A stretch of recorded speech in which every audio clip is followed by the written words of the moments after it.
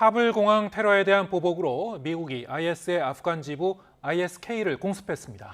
미 중부사령부는 성명을 통해 기획자로 묘사한 한 명을 상대로 드론 공습이 이루어졌다고 밝혔습니다. 국제부 연결해서 자세한 소식 알아보겠습니다. 김형근 기자. 네, 국제부입니다.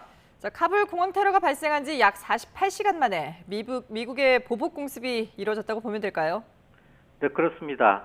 미국이 아프간 카불 공항 테러 참사에 대한 보복으로 현지 시각 28일 아프가니스탄에서 IS를 공습했습니다. 미 중부사령부는 대변인 성명을 통해 미군이 오늘 ISK 기획자를 상대로 드론 공습을 감행했다고 밝혔습니다. 또 공습은 낭가르 하르주에서 진행됐으며 목표물을 제거했고 민간인 희생자는 없다고 덧붙였습니다. AP통신은 목표가 된 IS 대원이 지난 26일 카불 공항 인근 자살폭탄 테러의 기획자인지 새로운 테러 기획자인지는 확실하지 않다고 전했습니다.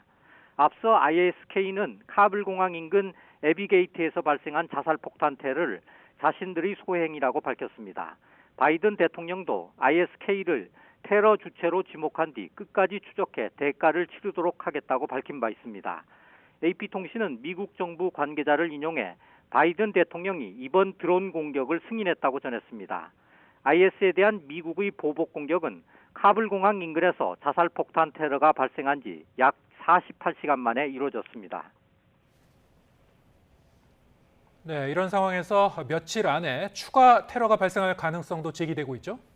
네, 그렇습니다. 미국 국가안보팀은 바이든 대통령에게 또 다른 테러 가능성이 있으며 앞으로 며칠이 가장 위험한 시기가 될 것이라고 보고했습니다. 백악관도 브리핑을 통해서 이 같은 내용을 공식적으로 언급하면서 미군이 카불 공항과 주변에 최대한의 군사 보호 조치를 하고 있다고 밝혔습니다. 미 국방부도 구체적이고 믿을 만한 위협에 직면해 있다면서 실시간으로 위협 상황을 모니터링하고 있다고 밝혔습니다. 네, 그런가 하면 카불 공항 테러 희생자는 계속 늘고 있죠? 네, 그렇습니다. 미국 언론 보도를 종합해 보면 미군 13명을 포함해 총 사망자가 170명이 넘습니다. 전날보다 70여 명이나 늘었습니다. 사망자는 대부분 아프간 사람들인데 민간인이 60에서 80명가량 됩니다. 이 밖에 영국인 3명, 탈레반 소속 대원 28명도 포함된 것으로 알려졌습니다. 중상자가 많아서 사망자는 더 늘 것으로 보입니다. 미 국방부는 애초 발표한 것과 달리 이번 테러는 한 차례만 발생한 것으로 확인됐다고 밝혔습니다. 카불 공항 인근에서만 테러 공격이 있었고 2차 테러지로 언급된 베런 호텔 인근에선 테러가 발생하지 않았다고 설명했습니다. 자살폭탄 테러범도 2명이 아니라 1명이라고 밝혔습니다. 네, 이렇게 자살폭탄 테러로 미군 희생자도 상당수 발생했지만 미군 측은 그 자국민과 현지 협력자들에 대한 대피 작전을 계속하기로 했다고요?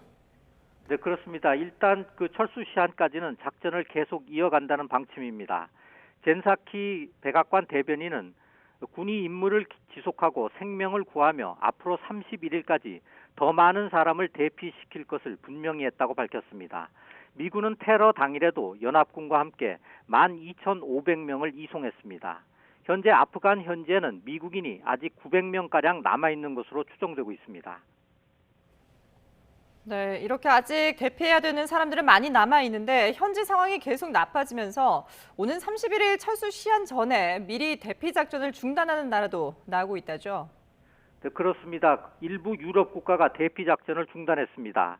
영국은 국방부 장관이 언론 인터뷰에서 카불 공항 구출 작업이 몇 시간 안에 마무리될 것이라고 밝혔습니다. 통역사 1,000명가량 그리고 영국인 150명가량이 남겨질 것이라며 모두 데려오지 못해 유감이라고 말했습니다.